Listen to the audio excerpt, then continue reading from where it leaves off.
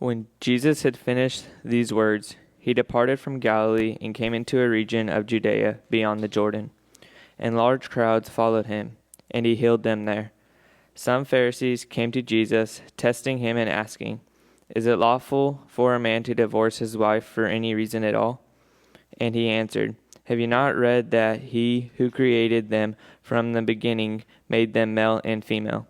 And said, 'For this reason a man shall leave his father and mother and be joined to his wife, and the two shall become one flesh.' So they are no longer two, but one flesh. What therefore God has joined together, let no man separate." They said to him, "Why then did Moses command to give her a certificate of divorce and send her away?" He said to them, Because of our hardness of heart, Moses permitted you to divorce wives, but from the beginning it has not been this way. And I say to you, whoever divorces his wife, except for immorality, and marries another woman, commits adultery." The disciples said to him, "If the relationship of the man with his wife is like this, it is better not to marry." But he said to them, "Not all men can accept this statement, but only those whom has it been given. For these are eunuchs who were born that way from their mother's womb, and there are eunuchs who were made eunuchs by men. There are also eunuchs who made themselves eunuchs for the sake of kingdom of heaven. He who is able to accept this, let him accept it." We have been in a series in Matthew called, it's basically The Greatest in the Kingdom, talking about what God says is great in the kingdom.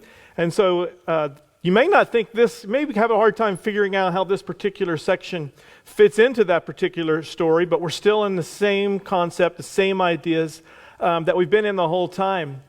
And as I was thinking through this, I read about a while back, I read about a company that took a retreat to a French air base back in 2020. And this 64-year-old man, he decided to take a joyride on what's called a Dassault Rafale B fighter jet. So he's going to sit in the back seat.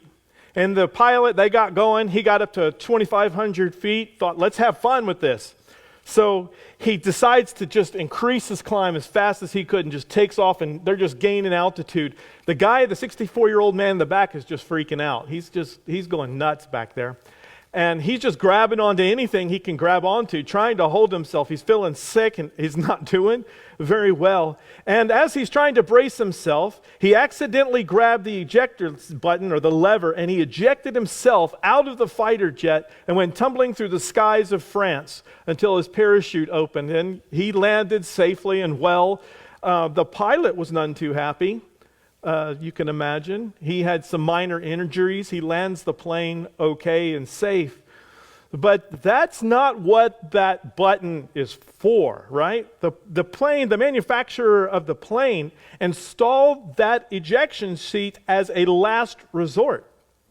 It's not to be used just because you're uncomfortable, a little scared, bored, or you're ready for something new like skydiving.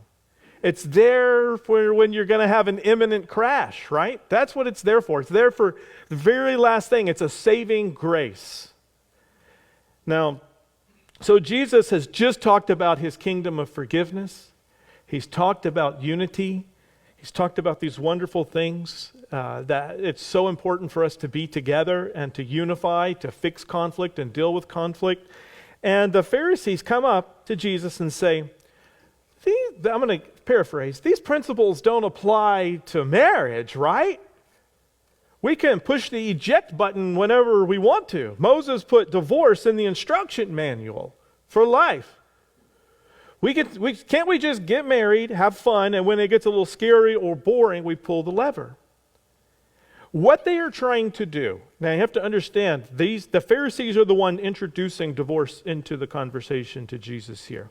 And they're trying to make a legal argument. They're saying they know that the strongest bond in the Bible is supposed to be marriage.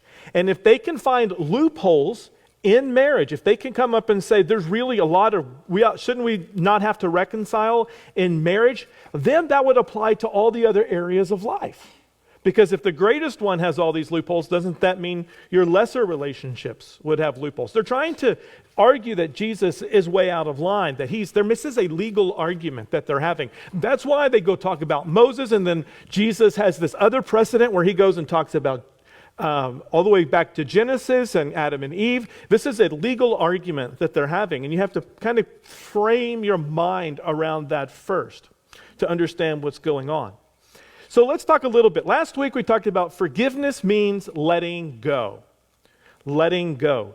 Jesus emphasizes letting go of the sin against you, while the Pharisees and us, most people, would rather emphasize letting the sinner go than the sin. And so they're in conflict here.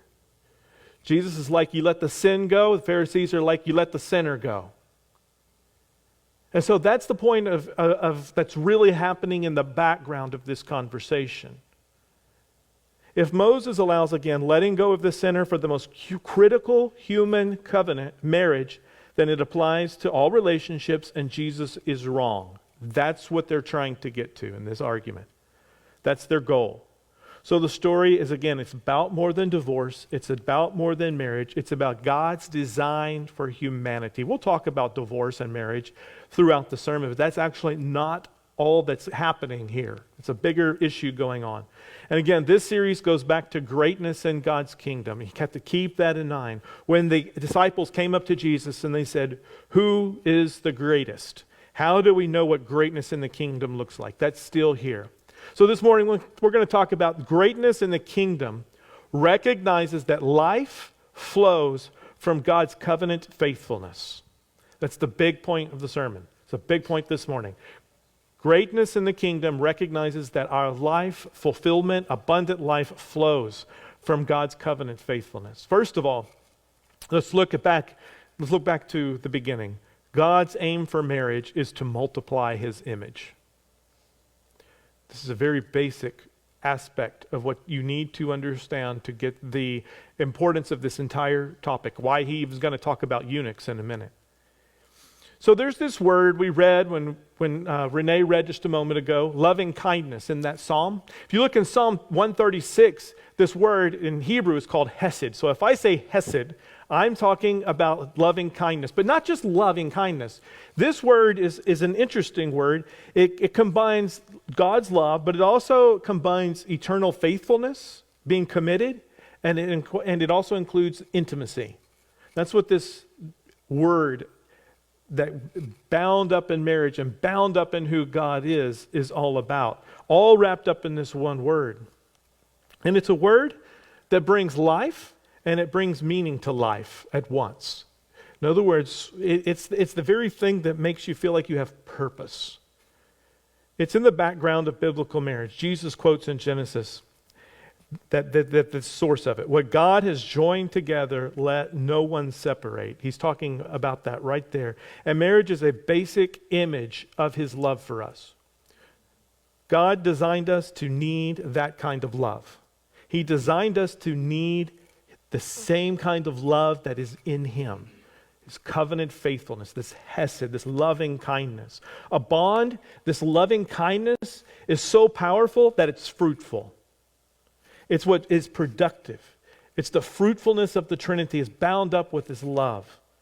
So when I talk about image, I want to just kind of step back in a minute because I talk about image in a lot of sermons and not everyone has been in this, kind of understands what it means to be created in the image of God. What it means to be created in the image of God in a very short way is to say that when anyone or anything sees you, they understand who God is better.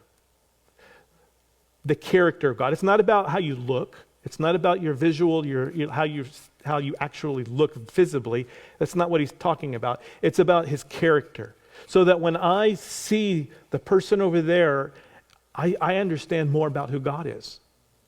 And so we are created in his image, that all creation would look at us and worship God through us. I can go into a lot of detail, and if you were like, what? Then come ask me later and I'll tell you what I'm talking about even more. But it's mind-blowing. So the very first words spoken from God to man and wife is in Genesis 1, chapter 28. And what do you think the very first command that he gives humans is? Be fruitful and multiply. That's his first command before he ever tells people to be stewards, to take care of the land, to name the animals, be fruitful, and multiply. You see its importance for this. And when you go and you listen to some of these Old Testament stories of people like Sarah or Hannah, they feel so inadequate and broken because they're barren. They can't have kids. They're unable to fulfill this very basic life purpose. They see themselves unable to take part in God's basic design for them. It reminded them that they were captured by the curse of Adam's sin and needed restoration. And that's why it's so beautiful when they cry out to God and God restores them to their purpose. And it's not just having a bunch of kids that's good. It's that kids are a sign of that covenant faithfulness that is brought about in this life-giving, image-multiplying glory of God. They're giving this out. When they're images of God that are multiplying. We're called to be these multipliers of God's glory and his image to the world. That's what this very basic, be fruitful and multiply is all about. That's why Jesus says again, what God put together, let no man separate. Marriage, love, and even the kingdom, and even our kids, they're not ours. Marriage is not ours. Marriage is difficult, and some of us need advice from time to time. And advice often starts with, you need to forgive. That's just where it has to start. And we aren't even talking about tough stuff here that when people come to me sometimes and they have things they want advice for. And we're not talking about physical abuse. I'm not talking about abandonment. I'm just talking about normal marriage stuff. We can talk about those other things as well. But just normal marriage stuff, I hear things like, when I say you need to forgive, I hear things like it's too hard. That's asking too much. I want to chase my own dreams. I'm the one who really knows what I'm doing with the kids.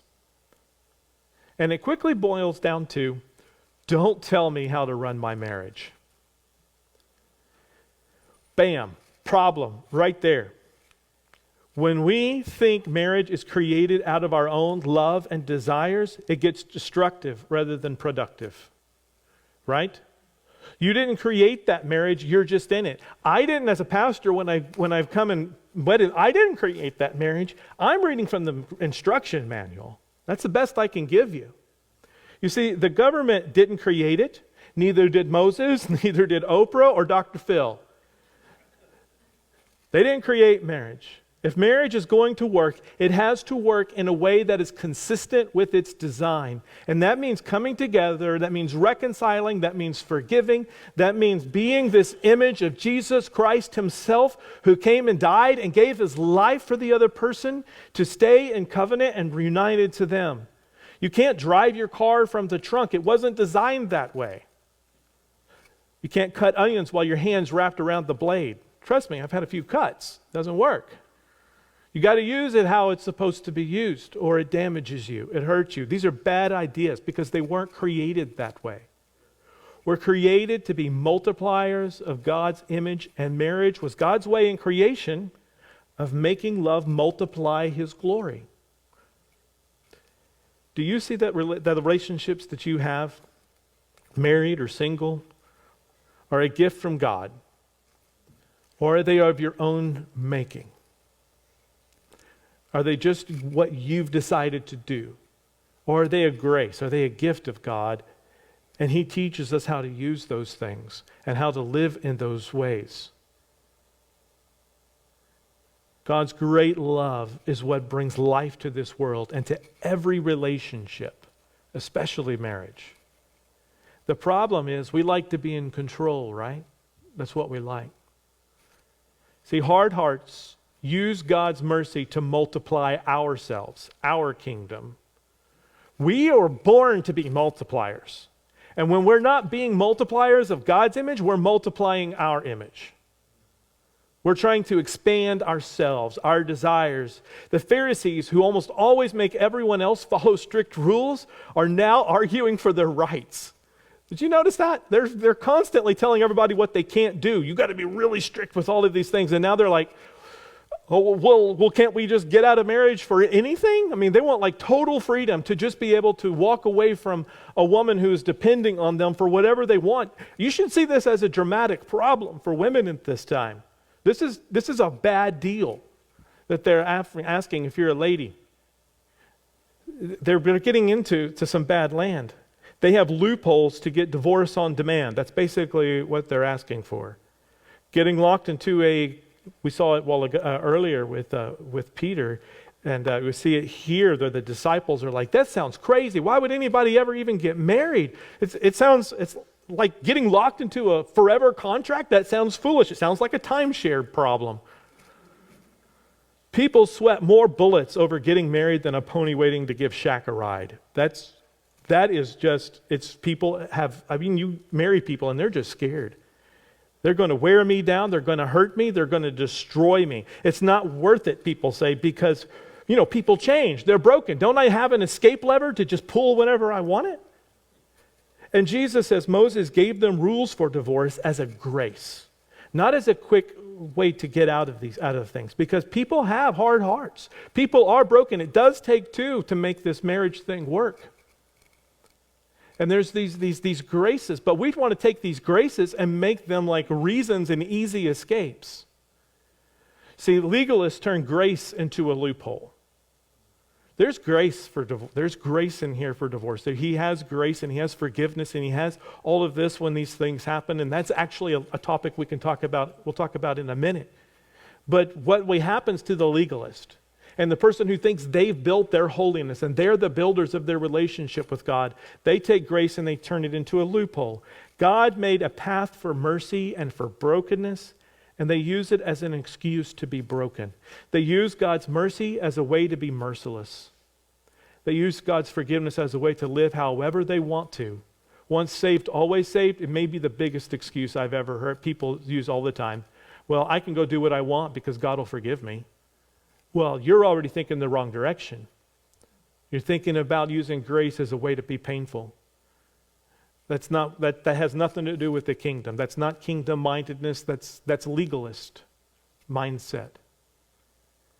The theme today, I've heard this said too many times in my life, even at churches, and the theme of this is it's easier to ask for forgiveness than permission. That's really the same theme that these Pharisees are putting out there. And Jesus is totally rejecting it. God's mercy isn't for multiplying our desires. In this thought process, when we're thinking this way, marriage becomes nothing more than another mechanism for multiplying my pleasure, multiplying my sense of having a friend or some kind of fulfillment. It's about me getting me in mind. And the moment it stops serving that function, we want out. Unless we can maybe get some counseling and figure out how to get to multiplying my desires again.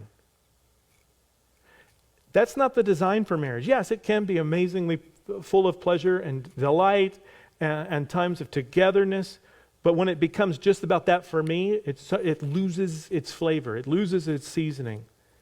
I find it interesting that Jesus leaves the exception for sexual immorality is I think the term it used. It's a generic term. Sometimes you will hear it as adultery, more specifically as a loophole here, right? Here's another loophole. I think it's kind of interesting. He's like, no, not all those loopholes. That's not how the kingdom is like. Then he leaves one right there, and he's almost like, what are you going to do with it? What are you going to do with that loophole that he's put there? That loophole's not in Mark or Luke. This particular, what you might call a loophole, is right there. Like he's setting up a quick test for our own hearts. A hard heart will take that, and it'll try to get out of marriage as well with that one little loophole. Let's think like a legalist. I thought this would be a good thought experiment to help us see what it's like to think like a hard-hearted logic. Jesus says on the Sermon on the Mount that to even look at another person's spouse with lustful eyes is to commit adultery. You know where I'm going with this? Now, of course, what Jesus is saying is that, what he's saying in that text is that sin goes down to your heart. So it's not just an action. That's what he's saying, but we're legalists. We just don't worry about what it means. He just says if you look at another person with lust, then you've committed adultery. We'll put this cap on, and we're going to create an unholy marriage between that Sermon on the Mount text and this one. Jesus never put it together. Don't put it together for real. But the logic would be, if I want out of a marriage, all I have to do is accuse my spouse of a lustful thought, and they have then committed adultery. And now I can justly remove myself from a marriage. That's how a legalist thinks. You could put these things together and voila, I'm free. That's the kind of twist up, messed up thinking that we do. And I hesitate to even say it some ways because I fear someone might take it as a loophole. There are no loopholes. There is only marriage forever or brokenness in need of forgiveness and help and healing. There's not some excuse to bail, is what the point is. We're not going around looking for one. We were created to multiply, but hard-heartedness tries to multiply my image, my kingdom, my desires. And it brings so much separation and so many relationships. You can just set divorce as the one that it affects the most, but it does it to friendships, it does it to churches, it does it to so many things when we decide we're going to be multipliers of our own glory.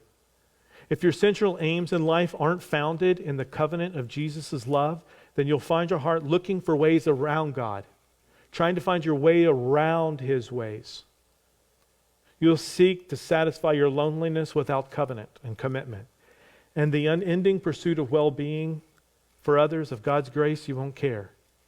And you'll discover that rather than living life alone, you'll live it alone with someone else. What are your greatest aims in life? I want you to think about that for a minute. What is your greatest aim in life?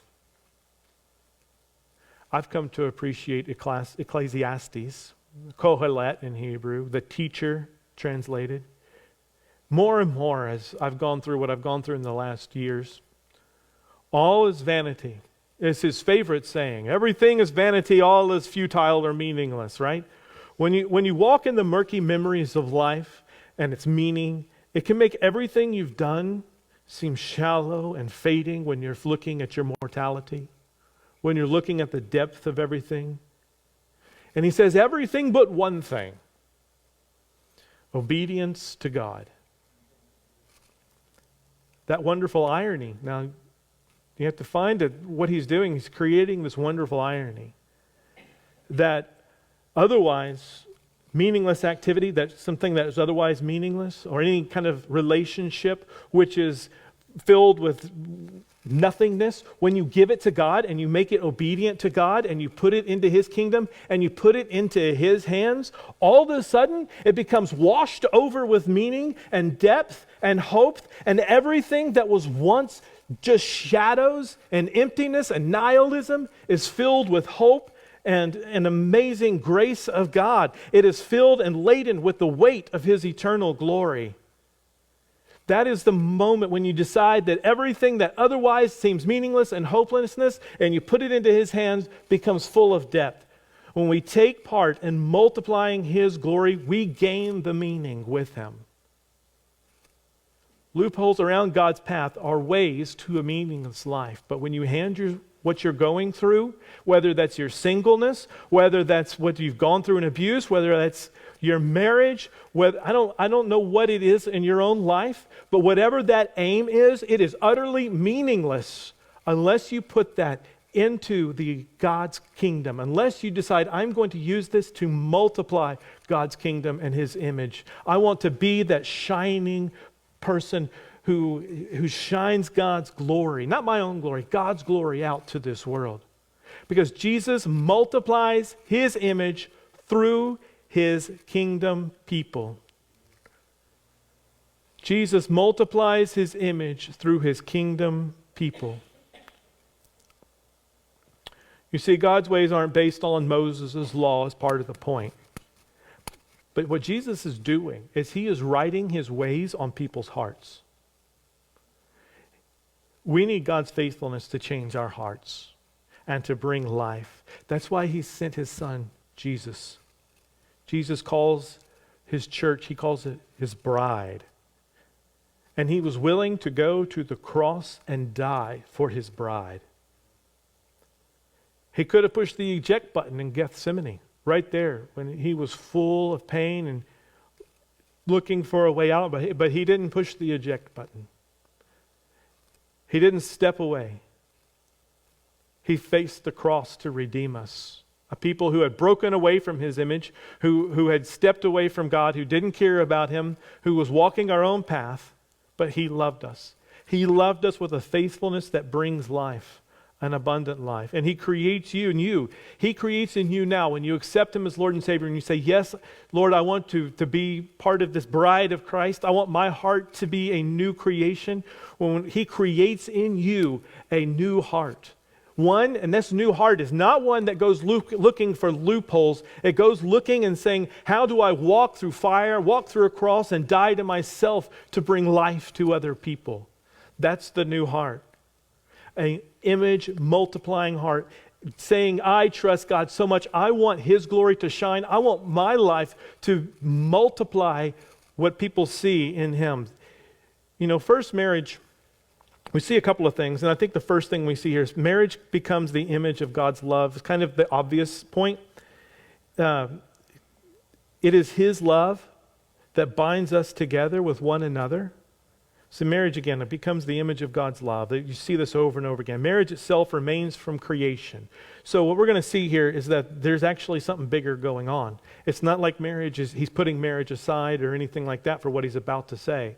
Because marriage itself remains from creation as a viable participation in God's kingdom.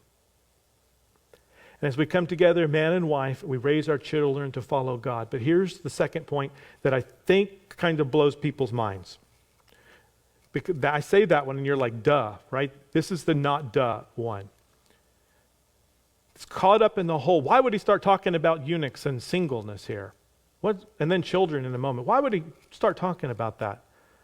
Apparently, first of all, being a eunuch does not necessarily imply physical alterations. To be a eunuch in the ancient world, though, was to be considered broken. You are not allowed into the temple. You are not considered whole or be able to be clean and holy. And you weren't even allowed, so therefore, if you weren't in the temple, you weren't allowed close to God's presence. So what Jesus says about single people, whether born or forced or called into it or however you got to it, widowed into it, all of those things, what he says about it is completely shocking to their system. Being useful to God's multiplying program is for single people too. Well, how does that happen? I mean, Jesus himself here is single, but what's going on? How does this work out biblically? See, new creation, God's kingdom does not simply grow by biological birth anymore, but through witness and conversion. God's redemptive program is that we properly become his image again. That's what it means to spread the gospel. Genesis and the Great Commission, put this in your mind. It may take a moment to come to these terms. Genesis and the Great Commission are two aspects of the same plan for representatives of his love to cover the earth. They're the same plan. They're part one, part two. Part one, physical, biological, spread his image across the earth. But we broke, right? We sinned. We messed up. It's covered with images of ourselves or of Satan or whatever you want to say. And Jesus comes and he is transforming our lives and our hearts into his image. And thus when we go, and Matthew says this, and so Genesis is be fruitful and multiply. But after the resurrection, at the initiation of new creation, we get Matthew 28:19. Go therefore and make disciples of all nations, baptizing them in the name of the Father, the Son, and the Holy Spirit. God offers covenant faithfulness as the hope for life. It is built into the very design and every aspect of life. You were designed for this. We messed it up with sin, but he's come back and he's called us back to our initial purpose, back to spreading and multiplying his glory.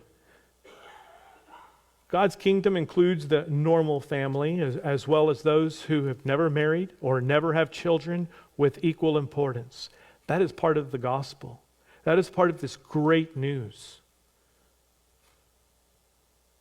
In fact, it even says there is a calling for some people to go this way. In fact, you better have your calling. You should be called to this or find that calling. We all have a calling, though, to multiply God's faithfulness. There are no loopholes. There are no outs. There's no way to find meaning and depth in life outside the very faithful love and covenant of God.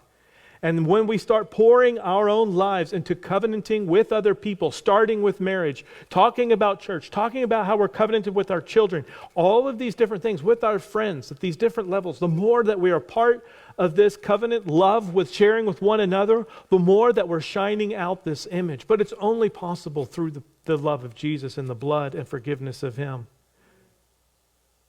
Jesus turns the table on these, legally turns the table on these Pharisees by making marriage the basic image of His community, right? A people dedicated to God's grace and forgiveness. If you're looking for purpose in life, if you're looking for that today, it's in the casual, normal aspects of life, dedicated to selfless love for others. Jesus has reversed this logic. If marriage is swallowed up in the purpose of God's kingdom, so are all the other areas of life. They thought if they could make marriage an area where they didn't have to commit, then nothing would have to commit. And now He's taken it, right? He's switched it on them. If marriage is this incredible image of God, then everything else is too. When your work, your family, or your most important areas of life are lived for you, they will swallow you, they will destroy you in some way or another. But when both spouses put something as high on the priority list as marriage in God's hands, it brings life.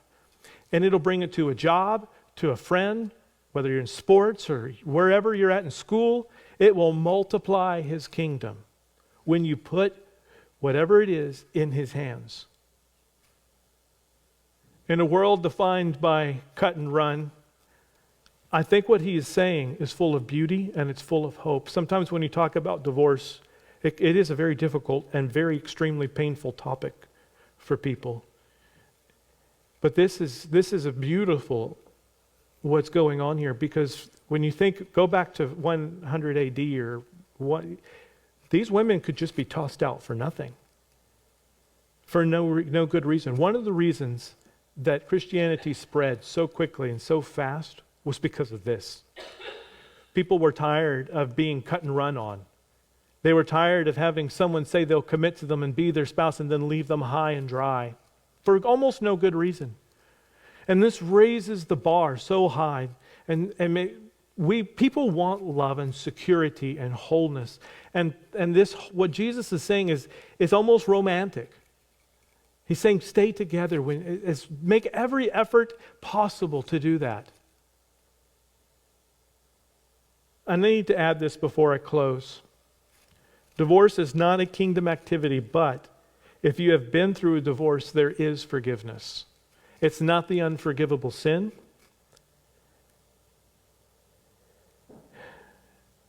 Especially for those who I'd say who have been abused and abandoned, neglected, cheated on, or maybe you were the one who did it, and you need help for your particular pain. I can't speak to every area from a pulpit, but I would love to talk to you and walk with you.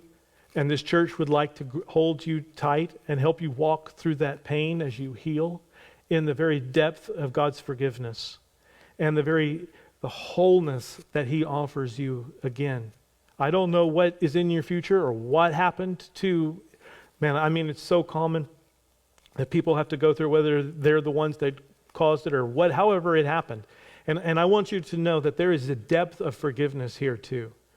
There's this is a legal thing that they're just fighting on, right? And then Jesus and the Pharisees are going after it.